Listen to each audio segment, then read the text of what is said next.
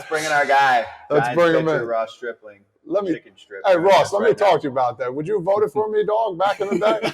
Knowing my Little League World Series presence or what? I love the classic baseball thing you just did. Oh, I don't know my numbers, like 19 home runs. Yeah, 19 home runs, exactly.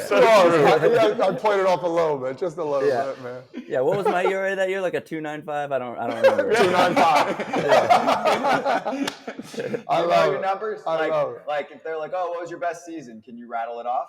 For sure. I can get close. Yeah, for sure. Just like Frage did. Yeah, I could. I could definitely do it. But you're gonna act humble in the moment for sure. Hey, Russ. How you feeling? Now, I know that's a very common question sometimes from reporters. I don't like that question, but I like it in this case because seriously, from a health perspective, how you feeling? Because I know some on the ball club are not scoring runs on the field. You know what I'm saying? Yeah. I'm one of the 25% that escaped it. You know, Logan Webb threw out a 75% of us have the S words. I don't know if this is a profanity show or not. Yeah. No, you absolutely can say the shits. Okay, the shits. This show's got it all. 75% of our team has the shits. Yeah, that's one of the best post-game interview quotes I've heard. I'm in the one quarter that's surviving somehow. You know, Mexico was an experience. We can certainly talk about it, but he's not wrong. It's basically run through almost everybody. Do we know what it came from? Or did you guys get a bad salad? Was it some tequila?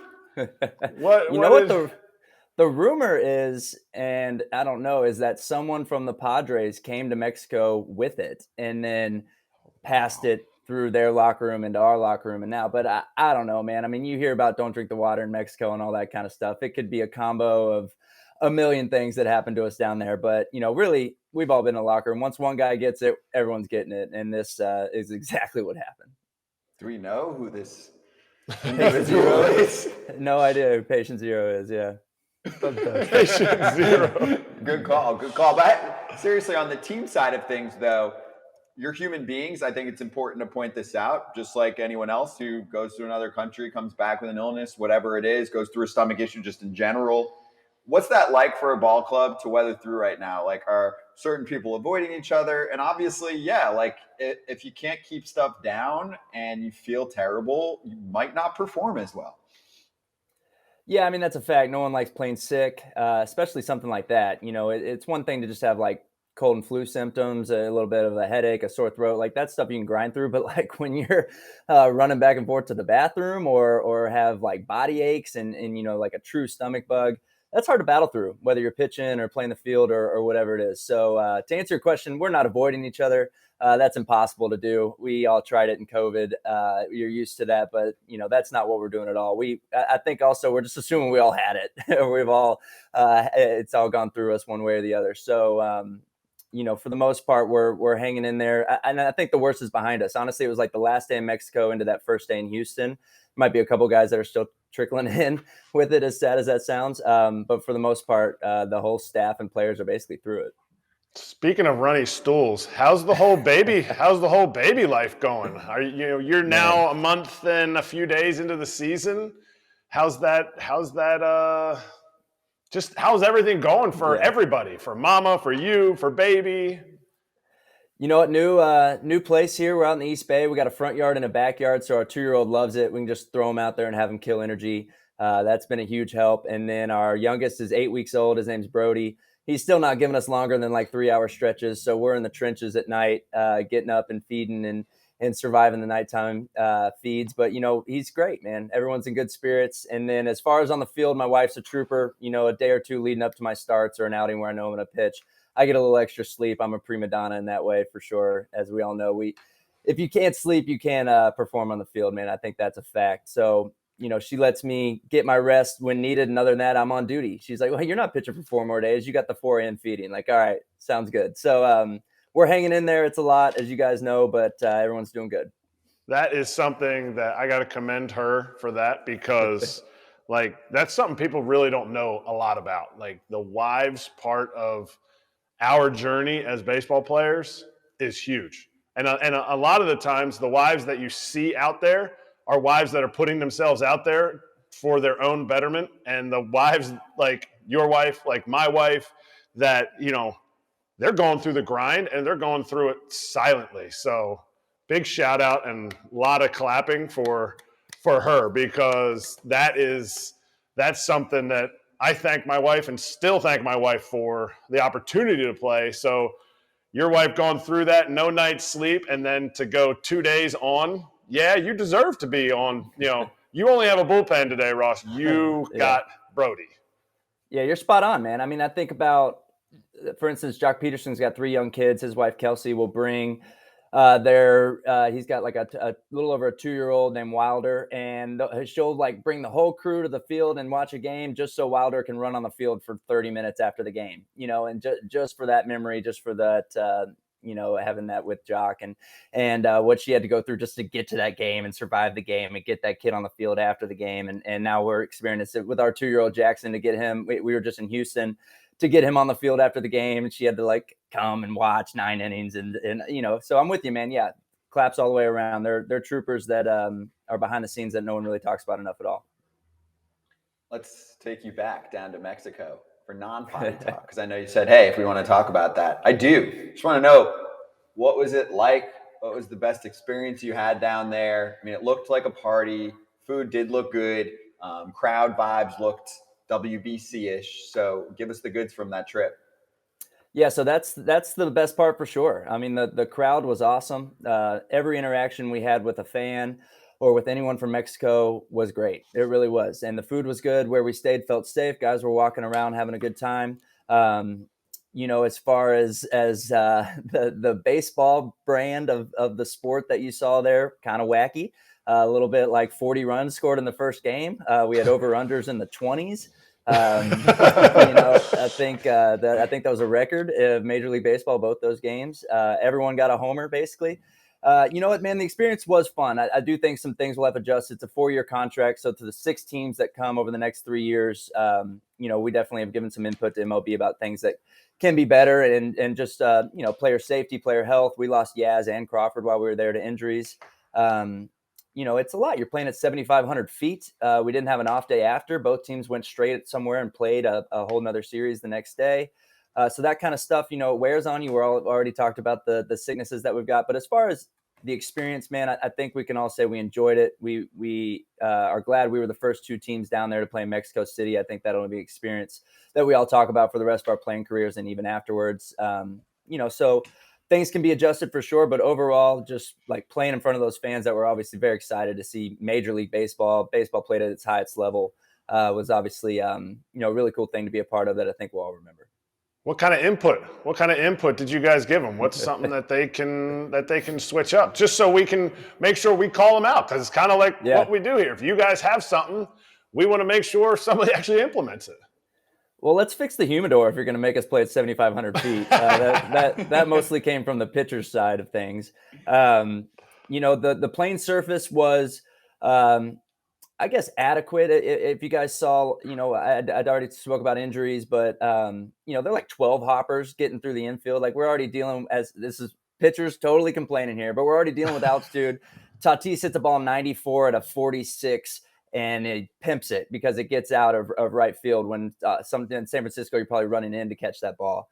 But also the 12 hoppers are burning through the infield, and it's just stuff like that.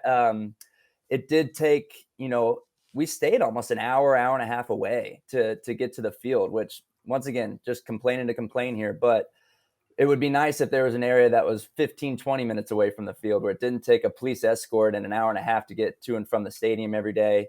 I don't know. I don't want to go down the rails too much here. We enjoyed the process. It's just, if you're talking about, 3 more years of games being played there, we want to make it the best we can for the players moving forward. For sure. Because, they're bringing money in. You want players to feel good. Did you have to go and check your ERA to make sure you didn't give up any home runs? That's how many were going out there?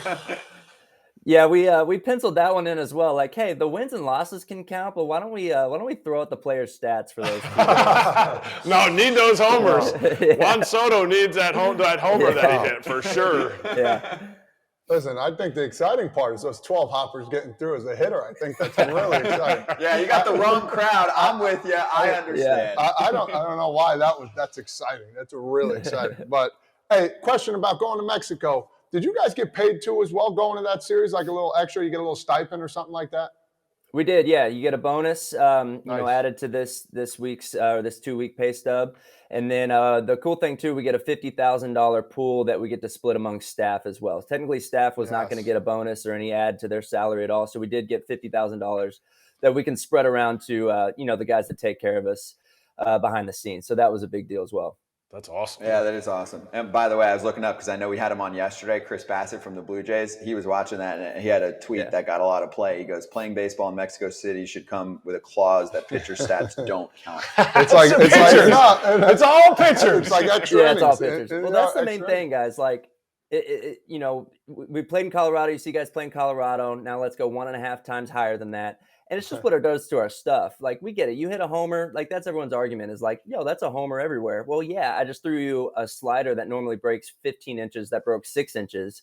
And it was sitting on a tee for you and you destroyed it. That's the biggest thing is like our stuff just doesn't play at all at that altitude. And we're literally just might as well just be flipping it in their rookie of the year style, letting you guys just hammer it because that's the biggest thing. It's like, yeah, whatever, the ball flies. But if my stuff is going to be half as good, it's like a UFC fighter walking into like a plus 5,000 bout. I mean, he's going to get his ass kicked. There's just no way around it. And so you just go out there and do the best you can. But yeah, man, when your curveball's not moving, your sinker's cutting and your cutter's sinking, it just it's not pretty.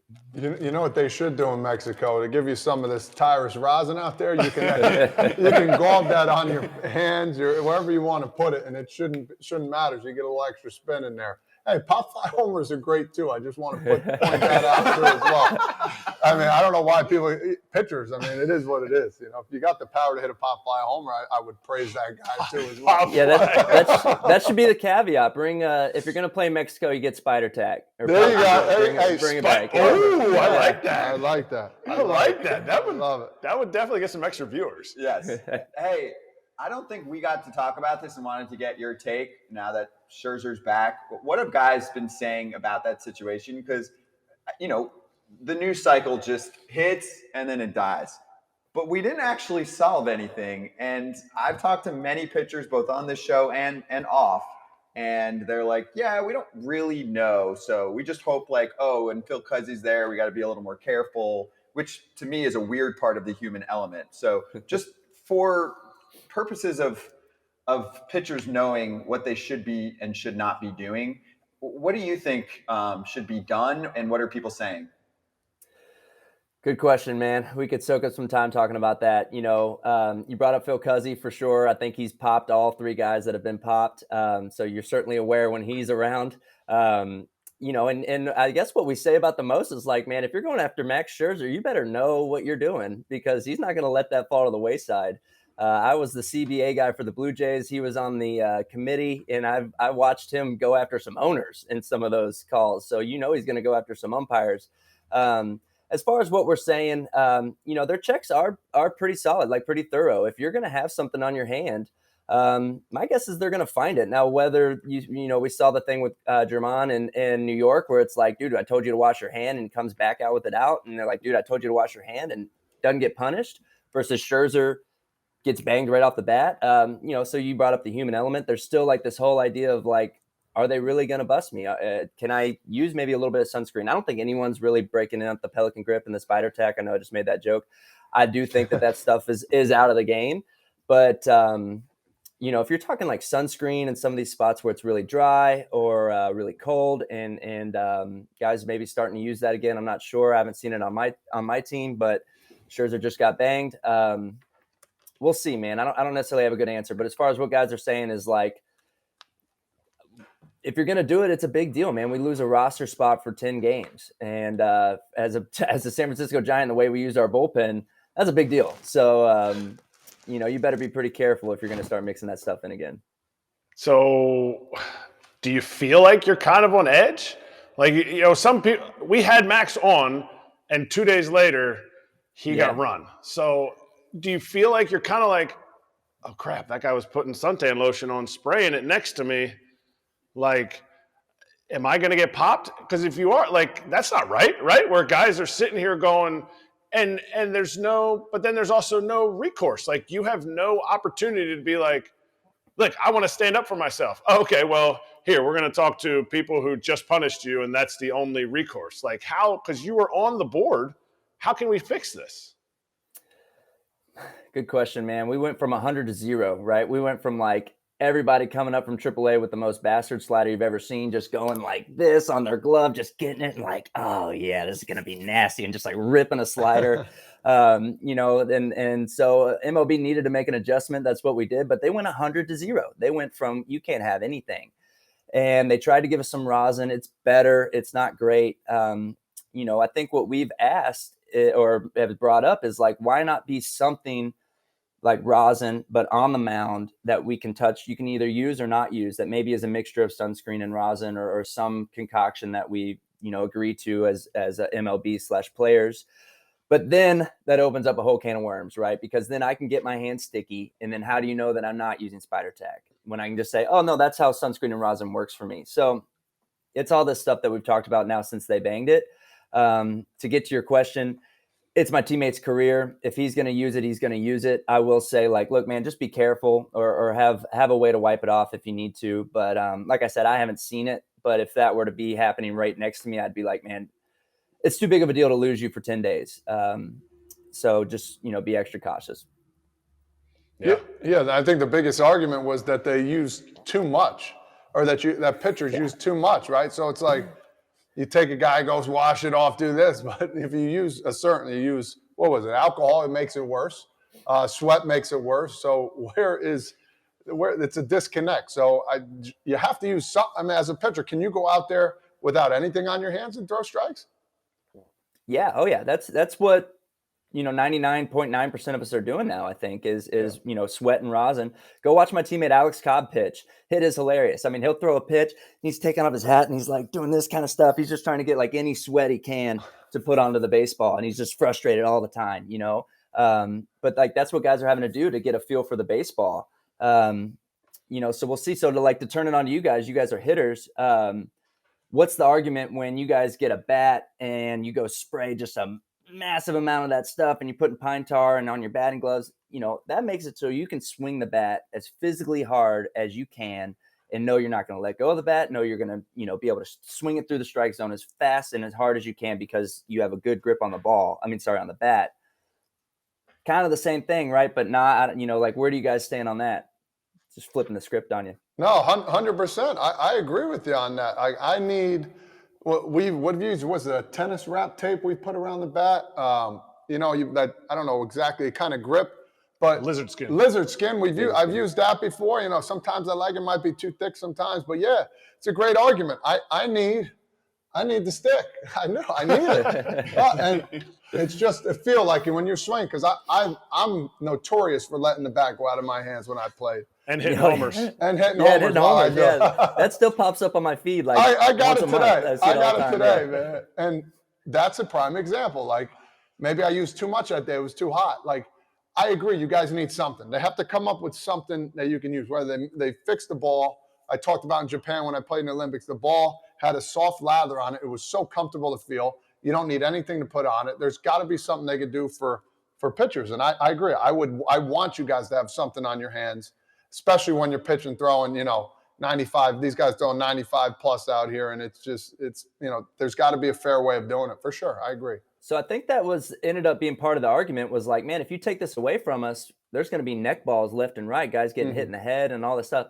And I don't think that's really happened. I think that was part of our, once again, we're just total pitchers over here. Just don't take it away from us. We're going to hit guys in the head, and I don't think that's happened at all. So player safety was part of it early on and part of the narrative, but I really don't think that's come to fruition at all. I maybe hit by batters are up a little bit, but I don't see it being a way big of a problem as we were saying right off the bat.